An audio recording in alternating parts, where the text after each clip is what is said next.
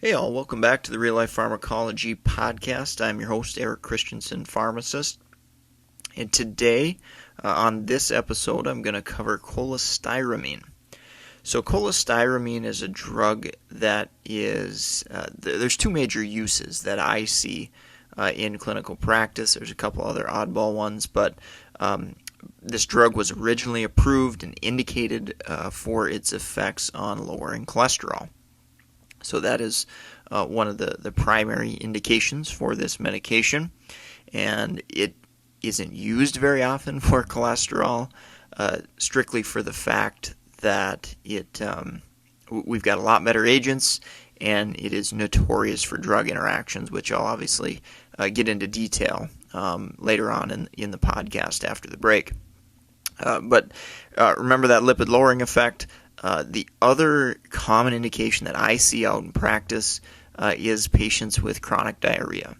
And I can't stress that enough. You know, if you're a physician, a pharmacist, nurse practitioner, nurse even helping out, recognize diarrhea symptoms and understand that, it's probably due to a condition or something going on. It's not usual for a patient to have chronic diarrhea issues and not, have something else going on. However, with that said, there definitely have been patients that, that's their primary symptom and that's, what they have, and it doesn't seem to be associated with anything else. And so I have seen patients put on this medication for management of diarrhea or symptomatic treatment of chronic diarrhea. One other one that I maybe have seen once or twice is pruritus with cholestasis. Not terribly common that I've seen that, but maybe a couple times throughout my career. Now, how this drug works, again, like I said, it was originally developed for cholesterol management. The diarrhea management is off-label. So mechanistically, to lower cholesterol, this drug creates a complex by binding with bile acid, and it does that in the intestine. And that complex cannot be reabsorbed back into the body. So bile acids alone, they get reabsorbed back into the body, put back into use, and that reuptake cycle kind of goes on normally. But with cholestyramine, that binding happens, and all of a sudden that bile salt ends up going out in the feces through the body because it can't be reabsorbed because it's bound to the cholestyramine. Now, how does that affect cholesterol? Well, LDL is actually a component bound up kind of within those bile salts. And so if we take the bile salts out, naturally we're going to take and lower cholesterol, LDL, with that. So that's kind of how the medication works as far as its cholesterol lowering effect. Important to remember, as always with cholesterol medications, it does take a while for that effect to take account, particularly maybe in lab work. If you're monitoring cholesterol levels, it will take weeks. Somebody's not going to take this drug for 3 days and it's going to lower their cholesterol right away. It just doesn't work that quickly. Adverse effect profile, really there's minimal systemic absorption, so that is a nice thing as far as the adverse effect profile. It'd be extremely rare, to have CNS side effects like dizziness and confusion and stuff like that, because this drug isn't, absorbed into the body. It forms those complexes that just stay in the gut. So from a side effect profile, I can't say I've seen too many. The exception being constipation, GI upset. That is one that I have seen with this medication for sure.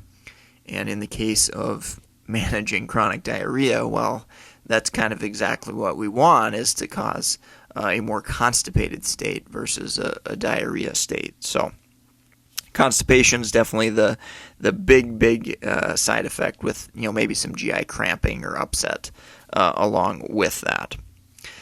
Rarely there may be an alteration in chloride levels.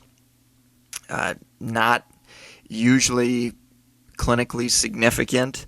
If it got to an extreme, those elevations in chloride levels could potentially increase the risk of hyperchloremic metabolic acidosis. So again, very, very, very rare, and how that happens is when the drug cholestyramine binds those bile acids from that combination, from combining that, a chloride is actually released out of that binding. So there's where you get the elevation potentially in chloride. From a pharmacokinetics dynamics perspective, the thing you got to know, absolutely, tested on very frequently in board exams, pharmacology exams, this drug binds up a lot of other drugs. And I'm going to talk about some of those drug interactions after a quick break here from our sponsor. If you're a healthcare professional looking for more information, like the great information you hear on the podcast here, we've got clinical pharmacy books, medication education books, board certification materials for pharmacists, so NAPLEX, geriatric certification, BCPS, ambulatory care as well. So definitely, if you enjoy the podcast, go check out our resources there, meded101.com/store. And we've also got 2 free Audible books. If you've never had an Audible book before, you can get your first one for free. So I've got Pharmacotherapy and Thrill of the Case. And both of those, one of them you could get for free. Both are in the range of 6 to 8 hours of clinical pharmacy case studies and content that can really help you, throughout your pharmacy career, and or if you're a practicing clinician, try to learn some of those real world things. So go support the sponsor, meded101.com/store. All right, getting into drug interactions. This is why cholestyramine really isn't used very often, or one of the primary reasons it's not used very often is because there's so many drugs that cholestyramine will block the absorption and bind up. So you don't get adequate absorption, and it could potentially lead to treatment failure. So some of the drugs, I think about, I will actually go through the list kind of one by one, maybe run a drug interactions check just to double check. But cardiac meds like amiodarone, digoxin, oral contraceptives, oral contraceptive failure wouldn't be a good thing, increase the risk of pregnancy there in somebody who probably doesn't want to get pregnant. Methotrexate, drug for rheumatoid arthritis.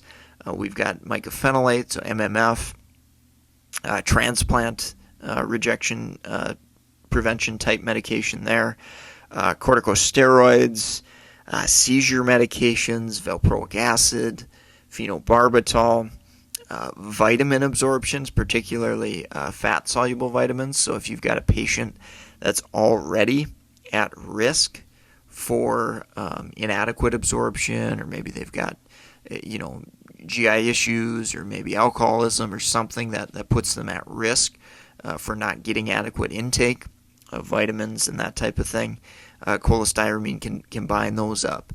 Levothyroxine, so that's another one there, that we can run the risk of a patient going hypothyroid because the cholestyramine you started is now binding up that levothyroxine.